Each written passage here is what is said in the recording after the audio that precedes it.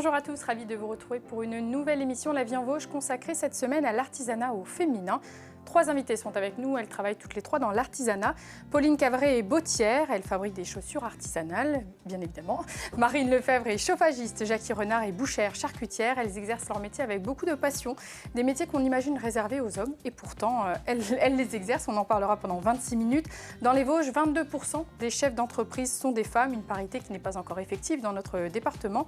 Pourtant, la Chambre des métiers de l'artisanat du Grand Est œuvre pour mettre en avant ces métiers de l'artisanat. Comment on fait pour accepter un métier comme cela aujourd'hui? Quel est le regard des gens, des clients sur notre métier, sur votre métier? On a 26 minutes pour en parler. Bonsoir mesdames. Bonsoir. Merci d'être avec nous. Alors 3 métiers différents, 3 univers différents aussi. Et pourtant, j'imagine que vous avez peut-être déjà fait face aux mêmes remarques, aux mêmes surprises des clients. Est-ce que même votre entourage est surpris du métier que vous avez choisi d'exercer? Jackie, peut-être qu'on peut commencer avec vous. Oui, parce que je n'ai pas commencé du tout dans ce domaine-là à la base. J'ai fait un DUT de commerce, technique de commercialisation à Épinal. Et après, j'ai fait un petit peu d'hôtellerie, un petit peu de commerce pur. Et du jour au lendemain, j'ai eu envie de changer et mon père m'a proposé de travailler avec lui. Donc j'ai commencé comme employée, tout simplement. Et puis au bout de quelques années, on a repris l'entreprise avec mon frère. Et c'est vrai que je n'étais pas du tout destinée à ça. Et j'ai appris vraiment sur le tas, c'est le cas de le dire, ce métier-là.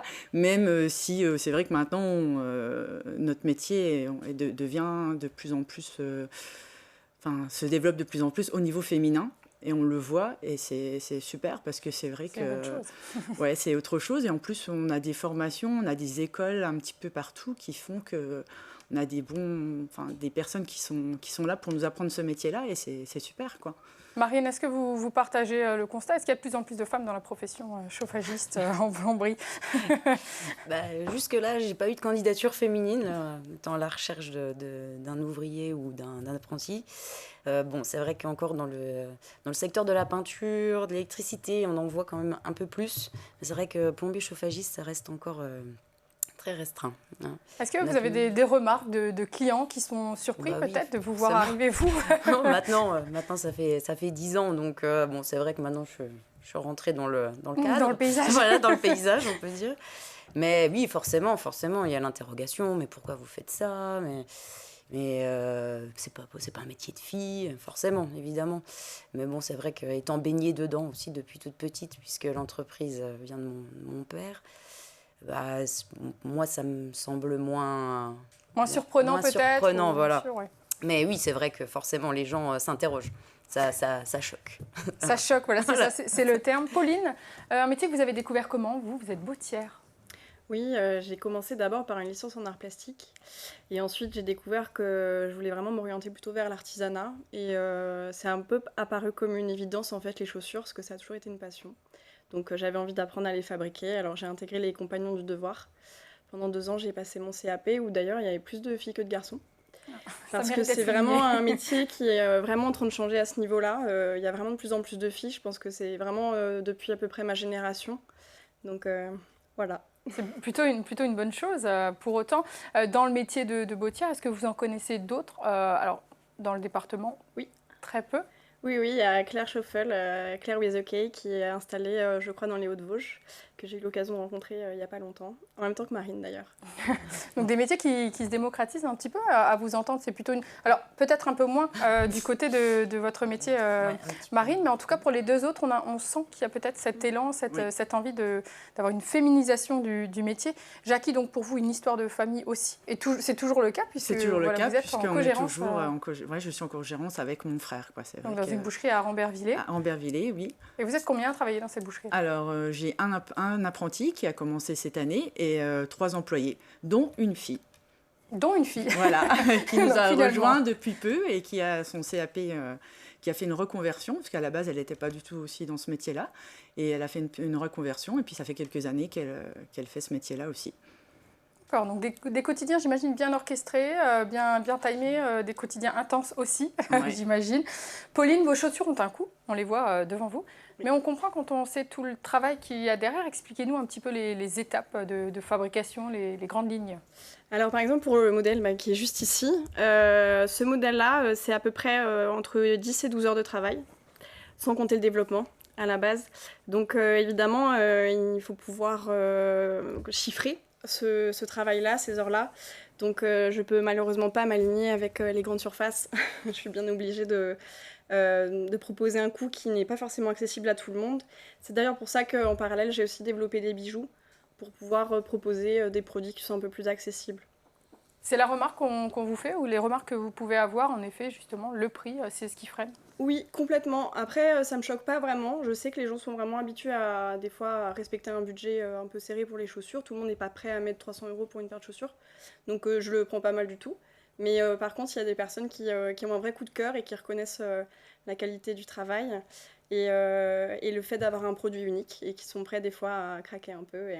À se faire plaisir, ce petit plaisir peut-être. Exactement. Et puis voilà, ça va aussi, ça conforte l'artisanat peut-être aussi, c'est un choix peut-être aussi de raison pour soutenir ce métier. Oui, un métier qui se perd beaucoup. Il y a de moins en moins de boutiques en France, il y a des maisons qui ferment. Donc c'est vrai que je suis assez fière de pouvoir me dire que j'ai créé une marque de plus. Et il n'y a pas longtemps d'ailleurs, j'ai une artisane qui m'a dit que c'était très courageux de le faire et d'oser aussi donner le vrai prix à mon travail. C'est important, mais ça a le mérite d'être fait, en effet. Aujourd'hui, dans les Vosges, donc Pauline nous disait qu'il y a une autre artisane bottière, en tout cas dans les Hauts-de-Vosges. Quel constat vous faites sur la profession? Peut-être, Jackie, vous avez une vision globale en tant que vice-présidente de l'Union professionnelle des artisans bouchers charcutiers des Vosges. Au niveau des femmes, bon, bien souvent, c'est typique, c'est que la femme du boucher souvent travaille avec lui. Donc c'est vrai que dans chaque boucherie, bien souvent, c'est des couples avec des employés. Donc, mais la formation pure de bouchère se développe vraiment depuis quelques années. On l'a vu notamment... alors cette année, j'ai eu la chance de participer au Salon de l'agriculture. Et j'ai fait le concours, et ce concours-là, c'est un concours interrégion, et on demande à chaque fois un boucher, une bouchère et un apprenti ou une apprentie. Et c'est vrai que là, on s'est rendu compte cette année que de plus en plus, il y avait des femmes, et notamment dans l'apprentissage. Donc c'est quand même un métier qui commence un petit peu à se développer. Après, c'est sûr que ça demande beaucoup d'heures, c'est assez tôt le matin. C'est vrai que c'est pas évident pour une femme, notamment une mère de famille, de pouvoir toujours combiner ce travail-là, enfin comme dans tous tous les métiers, hein, c'est vrai quoi. Et elle fait aussi, porter des carcasses de viande, c'est pas toujours évident non plus. Mais c'est vrai que même les clients sont contents d'être servis aussi par des femmes. Et c'est vrai qu'on s'est rendu compte que c'était un petit plus, quoi. Donc on espère que avec le CFA, on essaye actuellement de mettre en place quelque chose pour aussi développer ça et mettre en avant notre métier pour qu'il y ait de plus en plus autant d'hommes que de femmes. Autant d'hommes que de voilà. femmes. Si on est encore loin de la parité. Hein. Je parlais de là, 22%. Je pense que oui. Dans les Vosges, on est encore loin. Mais Marine, vous, est-ce que vous avez des confrères, des consoeurs dans les Vosges ou en tout cas à votre connaissance?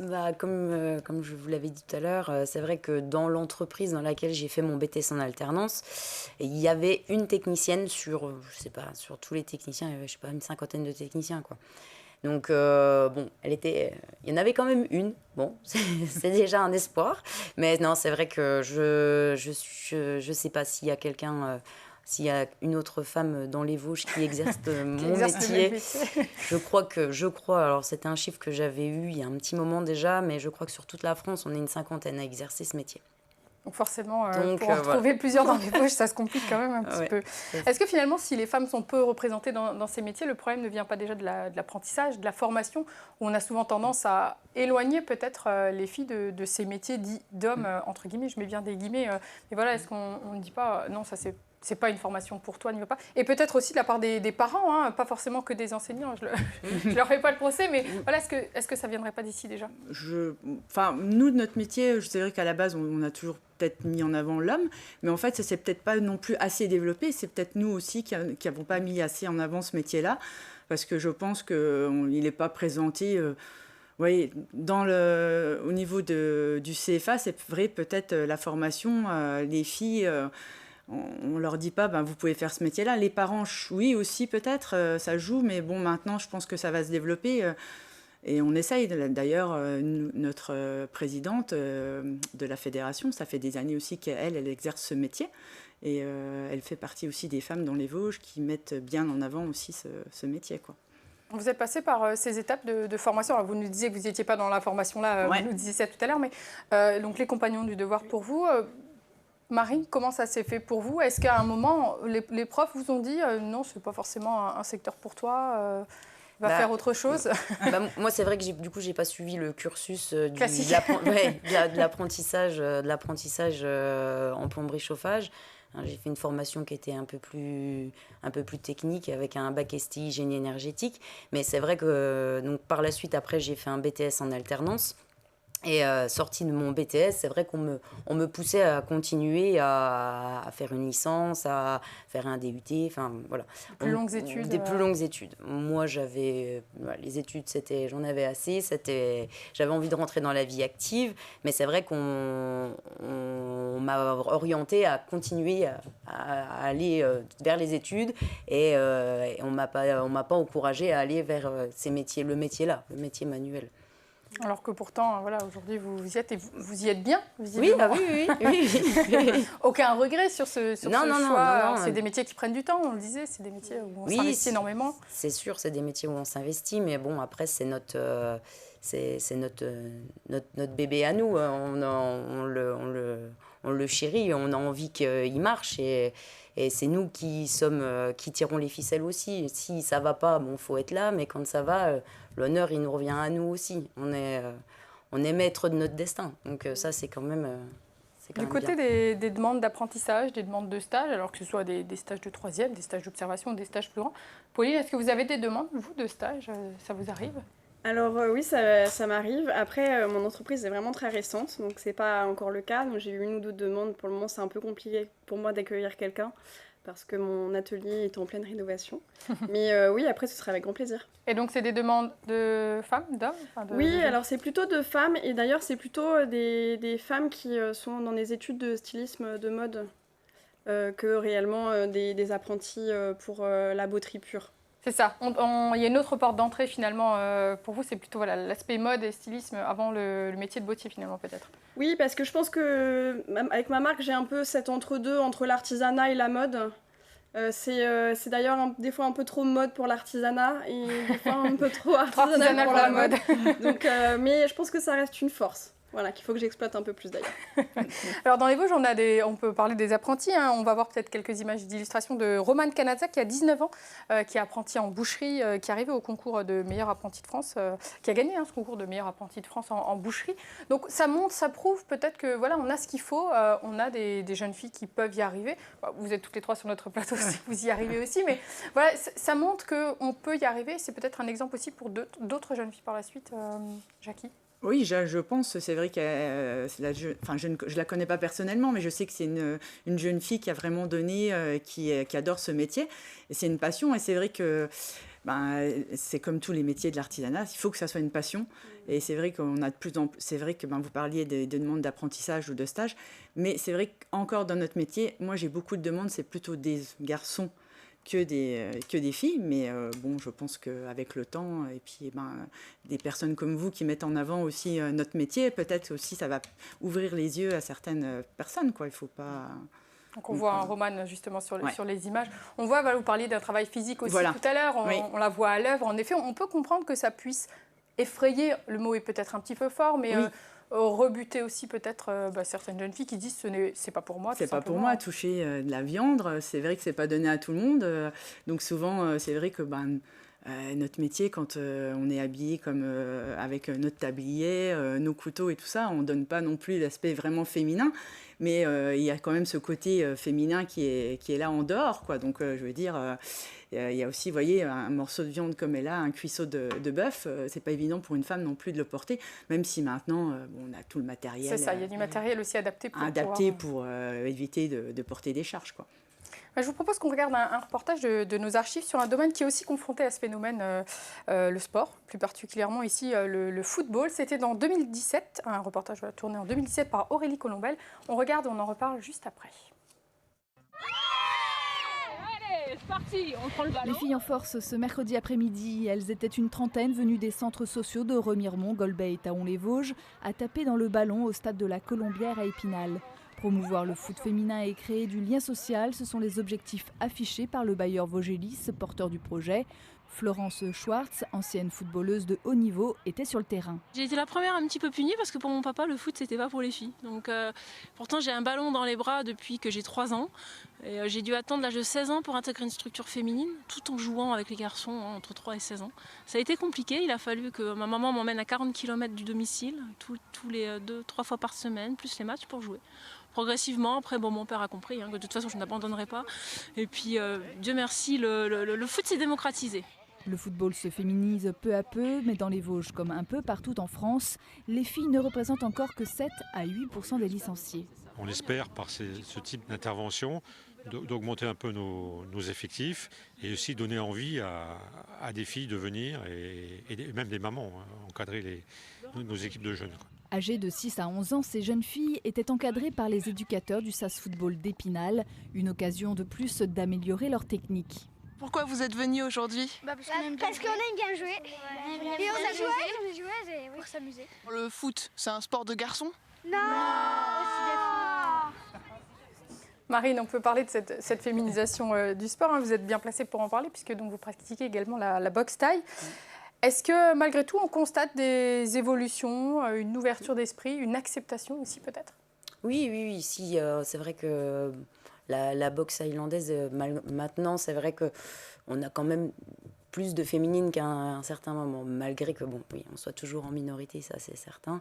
Mais on voit bien, nous, chez nos petits, parce qu'on a donc, à on la voit salle... quelques images, c'était il y a quelques années. Oui, c'était il y a quelques années, effectivement. Et c'est vrai qu'on voit chez les enfants où on a quand même... pas une parité, mais on a une tendance quand même à la hausse de la participation de filles aux entraînements. Et c'est vrai qu'elles sont assidues, elles travaillent dur, contrairement des fois à certains hommes. C'est ça, il y a d'autres compétences, d'autres qualités qui sont peut-être mises en avant oui. sur les filles.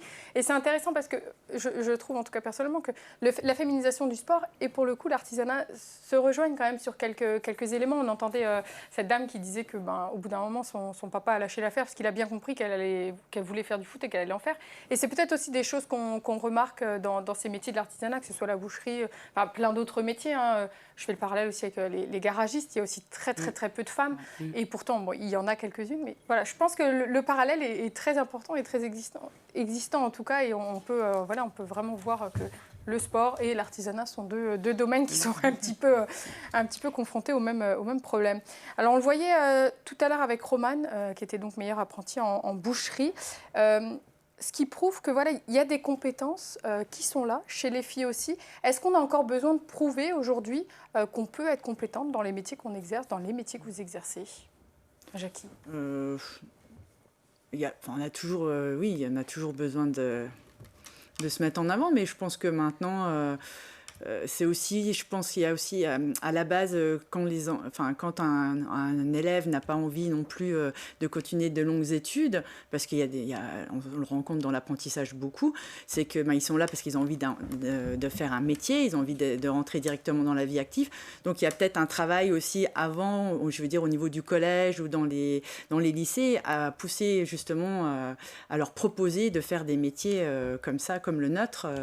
Et à partir de là, de bien les aiguiller et de mettre aussi en avant ce métier qui n'est pas toujours que pour les hommes, quoi.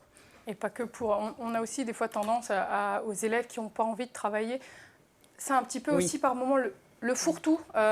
Va faire un CAP. Moi maintenant, je pense. C'est un peu une voie de garage. Une voie de garage, oui, voilà, c'est ça, tout à fait. Peut-être moins maintenant, je pense. Enfin, quand on commence on essaye d'aller maintenant aussi, nous, dans nos métiers, au niveau de la fédération, d'aller aussi dans les collèges et dans les lycées pour aussi mettre en avant notre métier et essayer de sensibiliser les professeurs et leur montrer que...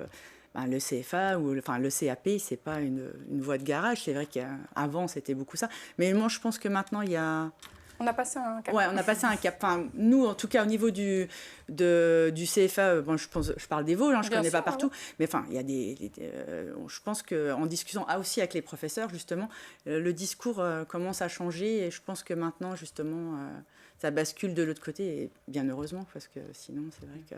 Ça serait compliqué. Est-ce que vous avez un regard sur les départements voisins, peut-être un échange avec d'autres personnes? Oui, c'est vrai que les CFA maintenant, enfin, au niveau, enfin, il y a quand même toujours une grande majorité de garçons, hein, mais c'est vrai que par exemple, il y a des départements comme par exemple l'Alsace, c'est un CFA où il y a de plus en plus dans notre métier de bouchers, charcutiers qui sont formés, et c'est vrai que les Vosges, c'est vrai que au niveau de notre métier à nous, pour l'instant, il faut vraiment. C'est compliqué. C'est très compliqué. Ouais. Au niveau de la boucherie, franchement, ouais. Après, au niveau du CFA d'Épinal, non, mais juste vraiment pour la boucherie. Voilà, la boucherie, c'est vraiment difficile et on espère pouvoir encore le mettre en avant pour garder aussi cette formation dans les Vosges, quoi. Est-ce qu'on peut faire face à un manque de confiance de la part de certains clients quand on arrive, que ce soit pour leur présenter le métier de bottier ou même peut-être pour venir faire effectuer une réparation? Est-ce qu'il y a ce manque de confiance? Est-ce qu'on peut remettre finalement en cause vos compétences, Pauline? Oui. C'est un oui très franc, très sincère. Oui, non, c'est clairement, je pense qu'il faut quand même prouver un peu 2 fois plus la valeur de ce qu'on fait. Il y a même des personnes qui écarquillent grand les yeux. C'est vraiment vous qui les faites, mais vous faites vraiment tout. Oui. Je pense que il faut prouver 2 fois plus qu'on est capable de le faire, oui. Après, j'ai oublié ce que je vais dire. Vous voulez... C'est vrai, ça va vous revenir. Marine, vous partagez complètement. Oui, tout à fait. Oui, c'est certain que quand vous arrivez en tant que femme, là, ils vous quittent pas, déjà. Pour être sûr. Non, c'est vrai qu'ils déjà, ils marquent un temps d'arrêt. Ils sont pas sûrs que vous allez y arriver. On sent qu'il y a maintenant, je suis moins confrontée au problème parce que même moi, je suis plus sûre de moi qu'il y a 10 ans quand j'ai commencé. Mais oui, il est certain que il faut qu'on prouve 2 fois ce qu'on vaut. C'est pour ça aussi que je rebondis sur le fait qu'une femme qui va s'engager vers un métier dit plutôt masculin, elle va avoir aussi un caractère qui va aller avec. Voilà. Quelqu'un qui va pas avoir un caractère un peu bien trempé, qui va s'affirmer finalement, voilà, qui arrivera à s'affirmer, ça va être compliqué. Parce que forcément, elle va être testée en permanence. Donc si elle n'a pas un peu un tempérament assez soutenu, elle va vite être déprimée et puis changer de voie, quoi. Ce qui est pas normal, hein. Soyez en passant. Oui, non, mais oui. Aujourd'hui, finalement, on devrait pouvoir exercer le métier qu'on souhaite sans avoir de préjugés ou de malheureusement, méfiance. Les a priori sur les métiers, que ce soit là, on parle sûr, dans un sens là, mais on peut en parler sûr. dans l'autre. Dans l'autre, c'est pareil. C'est pareil, bien sûr. Un homme qui veut faire sage-femme, on le regarde comme ça. Bon, malgré que ça se démocratise aussi, mais c'est vrai. Mais dans l'idée, c'est exactement la même chose. D'ailleurs, je voulais rebondir là-dessus. Tout à l'heure, on en parlait, on se demandait pourquoi les filles n'allaient pas forcément vers ce genre de métier. Je pense qu'il y a aussi clairement un manque de représentation.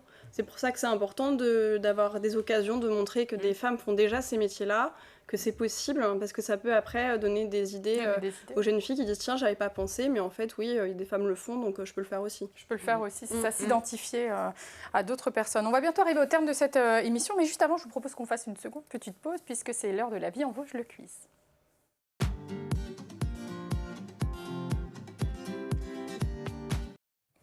Alors, 2 petites questions, rien de très méchant, ne vous inquiétez pas. La première, qui était Clémentine Delay?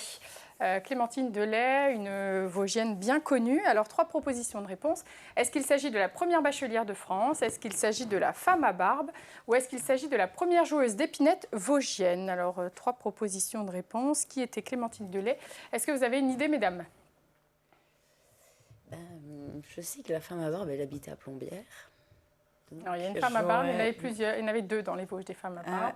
Alors, vous avez une idée ou pas? Non. On m'a dit la femme à barbe aussi. Ouais. Eh bien, oui, bonne réponse. C'était bien la femme à barbe, tout à fait.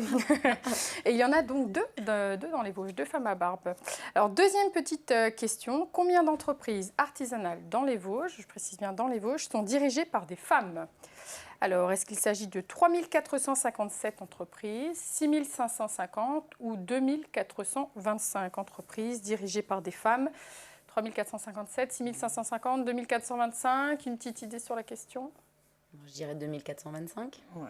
Moi aussi, j'hésite. Ouais. Je la pense que réponse 1. Allez, le milieu. Non, désolé, ce n'est pas encore pour tout de suite. C'est bien 2425. Donc oui, on est encore un petit peu loin de la parité. On est encore loin. Je disais 22% en introduction. Aujourd'hui, Pauline, diriger son entreprise, c'est difficile. Plus difficile maintenant. Quel est le constat que vous faites? Alors moi c'est tout récent, encore une fois, oui. mais oui, c'est un vrai challenge. D'ailleurs, tout à l'heure on disait donc voilà que ça pouvait être perçu comme une voie de garage, l'artisanat, mais souvent dans l'artisanat on a aussi des chefs d'entreprise, ou en tout cas on devient indépendant, et il faut quand même avoir beaucoup de ressources. On s'en rend compte, il ne faut pas juste des fois savoir faire son métier, il faut en savoir faire plein d'autres. Il faut savoir se vendre, il faut savoir faire des factures, il faut savoir faire 1000 choses. Et du coup oui, c'est pas facile tous les jours. Ça a son lot de challenges comme le salariat, j'imagine, mais c'est aussi très enrichissant, très gratifiant d'avoir sa propre entreprise. Alors, je vais vous laisser quelques secondes. Il y en a une de vous trois qui va prendre la parole. Qu'est-ce qu'on dit aux plus jeunes, aux jeunes filles qui voudraient elles aussi se lancer dans ces métiers dits des métiers d'hommes vers lesquels on ne les dirige pas naturellement? Allez, Jackie, je vais vous laisser le mot de la fin. Qu'est-ce qu'on leur dit à ces jeunes filles? Moi, je dis foncez, parce que on a des super métiers, et c'est vrai que tous les jours, on se lève et on sait où on va et pourquoi on se lève, enfin, quand on est passionné par ce métier.